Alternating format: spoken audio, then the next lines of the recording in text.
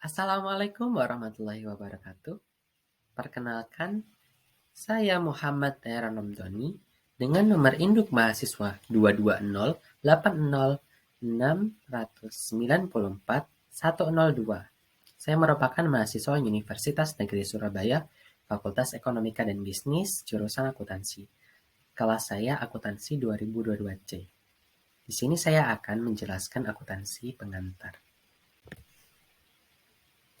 Lebih tepatnya, akuntansi perusahaan manufaktur. Dosen saya adalah Bapak Redianto Putra, SEMSA. Akuntansi manufaktur. Apa itu akuntansi manufaktur? Akuntansi manufaktur adalah perusahaan yang kegiatannya mengelola bahan baku menjadi barang jadi yang kemudian menjual barang jadi tersebut. Bidang akuntansi yang menangani masalah produksi disebut akuntansi biaya atau biasa kita kenal sebagai cost accounting. Karakteristik yang membedakan antara perusahaan dagang dan perusahaan manufaktur adalah terletak dalam bidang biaya produksi, pabrikasi, dan beban pokok produksi. Apabila komponen penambah beban pokok penjualan perusahaan dagang dihasilkan dari adanya pembelian barang dagangan yang kemudian ditambahkan kepada persediaan barang yang masih dimiliki atau belum dipasarkan. Pada perusahaan manufaktur, komponen penambah persediaan awal yang telah dihasilkan dari beban pokok produksi yang dibebankan hanya pada saat bahan mentah sedang diproses. Persamaan dari kedua jenis perusahaan adalah perusahaan dagang dan manufaktur ini terletak pada hasil dari beban pokok penjualan. Beban pokok penjualan itu dihasilkan dari ketersediaan barang yang nantinya akan dijual, kemudian dikurangi dengan persediaan akhir. Lalu terdapat bentuk-bentuk siklus perusahaan manufaktur.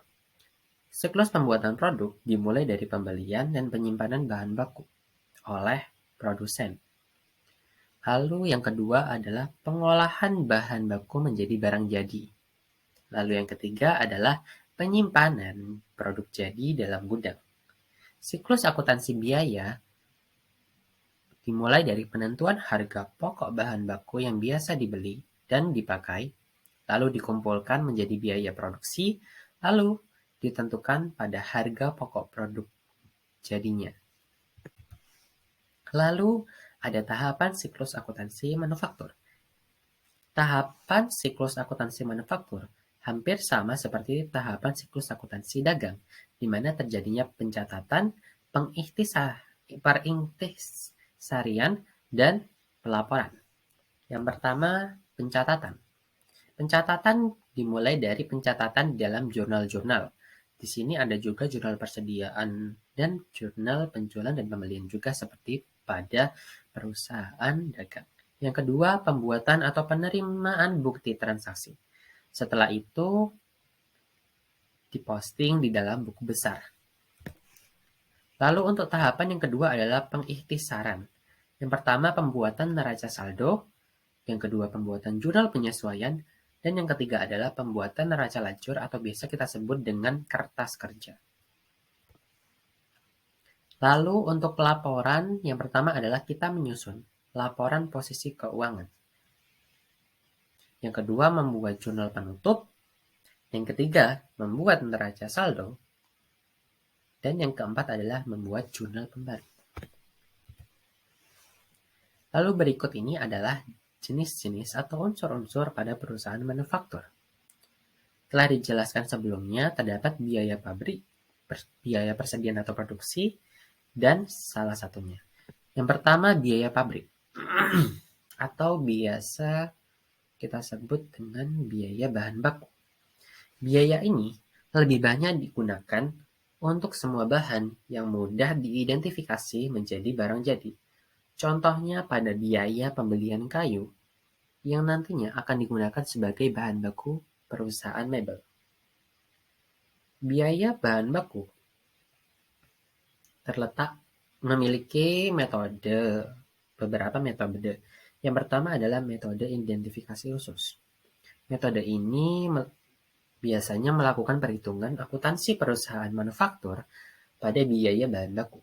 Sayangnya, untuk menentukan hasil dari metode ini, waktu yang dibutuhkan cukup lama karena harus ada identifikasi atau pengecekan terlebih dahulu pada data-datanya. Lalu, yang kedua ada metode rata-rata.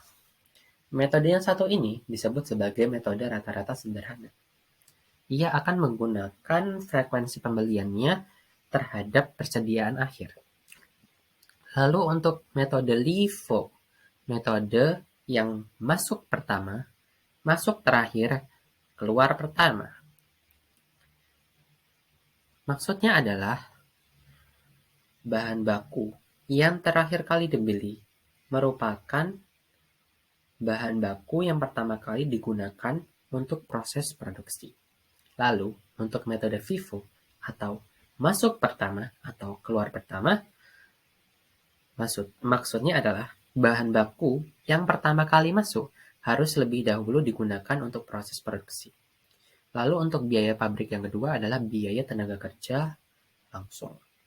Tenaga kerja yang dimaksud adalah tenaga kerja yang berperan langsung dalam proses produksi. Kemudian, misalnya saja pada tukang kayu yang langsung membuat barang-barang mentah pada perusahaan mebel. Dalam perusahaan manufaktur, upah dari tenaga kerja dihitung dari banyaknya karyawan yang telah hadir. Kemudian, apabila ada karyawan yang telat, maka akan dikurangi dengan berapa lama karyawan tersebut melakukan penelatan masuk kerja dan berapa besar hutang koperasi yang dimiliki. Lalu yang ketiga adalah biaya overhead pabrik atau biasa kita sebut dengan BOP. Biaya yang digunakan untuk keperluan lain selain bahan baku dari tenaga kerja langsung adalah biaya overhead pabrik. Contohnya seperti bahan pembantu pada baut atau mor yang merupakan komponen mesin produksi. Kemudian biaya untuk tenaga kerja yang tidak langsung, misalnya gaji para mandor. Mandor itu biasa kita dengar sebagai orang-orang yang suka menyuruh tukang-tukang untuk melakukan pekerjaannya. Lalu ada juga perbaikan peralatan, tagihan air, serta telepon dan lain sebagainya. BOP sebenarnya memiliki perhitungan sendiri untuk memilih dasar dalam pembebanan BOP terhadap produk yang nantinya akan dijual. Terdapat 6 macam metode yang bisa dipilih untuk perhitungan BOP ini. Di antaranya, menghitung tarif BOP dengan rumus jumlah BOP yang dianggarkan dikali tingkat kegiatan yang telah direncanakan.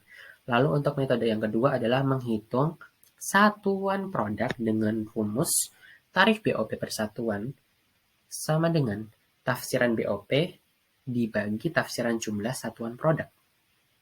Lalu untuk yang ketiga adalah menghitung biaya bahan mentah dengan rumus tarif BOP per satuan sama dengan tafsiran BOP dibagi tafsiran biaya bahan mentah yang nantinya akan dipakai. Ingat, yang nantinya akan dipakai. Lalu untuk metode yang keempat adalah menghitung biaya tenaga kerja langsung dengan rumus tarif BOP per satuan sama dengan taksiran BOP dibagi taksiran biaya tenaga kerja langsung. Lalu untuk menghitung jam tenaga kerja langsung dengan rumus tarif BOP per satuan sama dengan taksiran BOP dibagi taksiran jam tenaga kerja. Lalu untuk metode yang terakhir adalah menghitung jam mesin dengan rumus tarif BOP per satuan sama dengan taksiran BOP dibagi taksiran kerja mesin.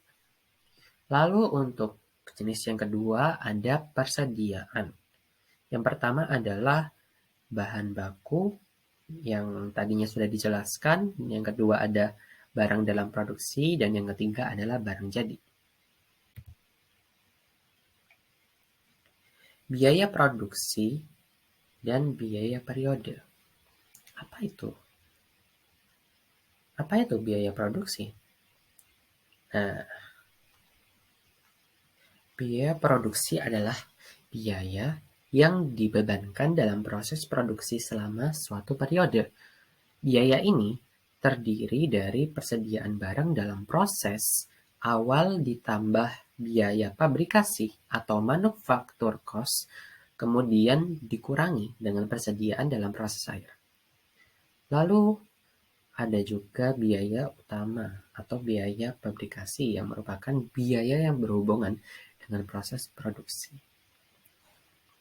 Lalu ada juga yang namanya biaya periode. Biaya periode ini adalah biaya non-pabrikasi yang dikeluarkan dan terjadi selama periode berjalan dalam proses produksi barang. Nah, di sini biaya produksi dan biaya periode ada 3, yaitu biaya utama, atau biasa kita dengar dengan biaya utama itu adalah biaya tenaga kerja langsung dan biaya bahan baku. Lalu yang kedua adalah biaya konversi, dan yang ketiga adalah biaya periode. Dalam menentukan pokok produksi, kita memiliki rumus, yaitu biaya pabrikasi ditambah persediaan dalam produksi awal periode dikurangi persediaan dalam produksi akhir periode. Lalu, untuk menentukan HPP atau harga pokok. Di sini, perusahaan manufaktur memiliki 2 HPP, yaitu harga pokok produksi dan harga pokok penjualan.